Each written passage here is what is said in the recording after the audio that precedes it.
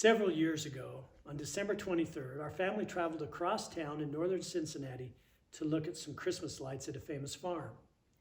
About dark, we turned in the middle of a snowstorm and started to head home. My wife and I and our 3 young children. As we traveled down a country road, off in the distance, a car was coming the opposite direction. As it rounded the turn, and as it approached us, it veered into our lane, and I knew in an instant that we were going to hit head on.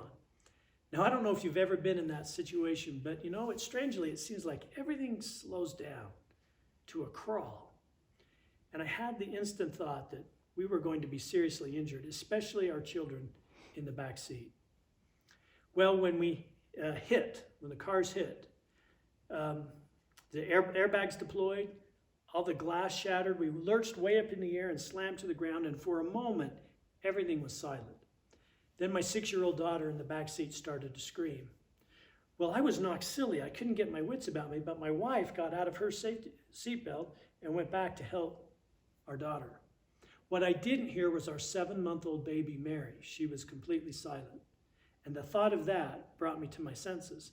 Well, I got up and I ran back in the van, and she was tipped upside down. I tipped her up, checked her out, and while she was cut and crying, I could see that she didn't have any broken bones.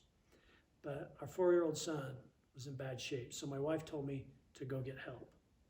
So I climbed out of the van, started down the road, and the person that had hit us was trying to back out of the ditch, I assumed to drive away. I approached him, asked him to go down to the nearby farmhouse to get help, which he did, and I went back to the van to care for our kids. Well, when the ambulance and fire department arrived, they put us all in the ambulance except for my son, and we waited for several minutes before the ambulance doors opened, and in slid Jared on the stretcher, on a backboard with his neck in a brace and his head taped to the backboard, and I thought he'd be panicked. But instead, he was smiling from ear to ear. You see, his favorite show on TV was Rescue 911, and he loved the fire department. And this was a firsthand experience to be extracted with the jaws of life and put into an ambulance. Well, minutes later, they opened the door to the ambulance again and slid in another stretcher, and this had the driver of the other car on the stretcher. And the minute they slid him in, you could tell that he had been drinking. As I sat there and looked at him, the anger sort of welled up inside of me. He'd almost killed my family. But, you know, the more I looked at him, the more I realized that he was struggling in life, that he was suffering. Well, they took us to the hospital, some small injuries, nothing major, and early in the morning on Christmas Eve, we got home and carried our kids into bed. The next morning we woke up, we were so sore, and we both had Miss USA ribbons, meaning bruises, bright purple bruises from here to here where the seatbelt restraints had stopped us. We'd won the prize. And you know what? We felt that way. We had won the prize, you know. You'd think that our Christmas was ruined. No car, totaled, expense, inconvenience. But we didn't feel that way. We felt blessed. We felt blessed at the time. And then we had to deal with the accident, the other driver.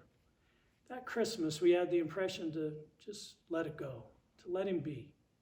And when it came time to settle with the insurance company, I remembered that impression, and that's exactly what we did. We let it go. We didn't sue. We didn't press charges. We just let things be and focused on the good in our life. You know, we've had Christmases since that have been pretty uneventful.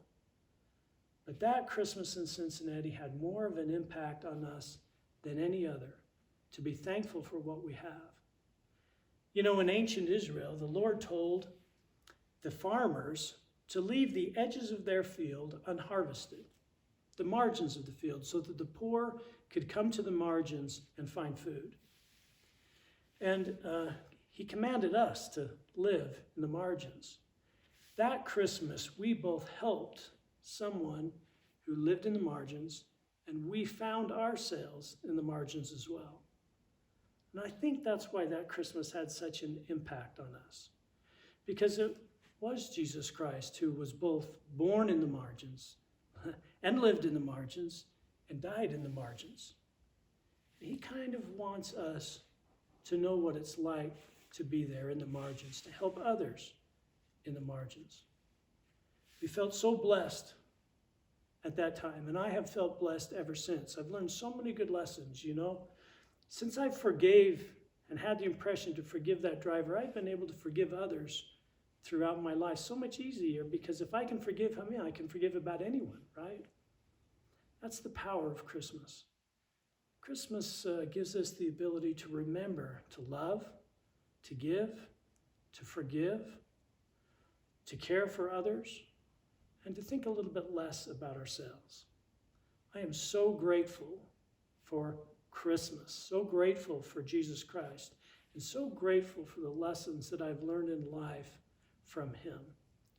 I hope that this Christmas you get a chance to remember him and to remember the good in your life. Merry Christmas.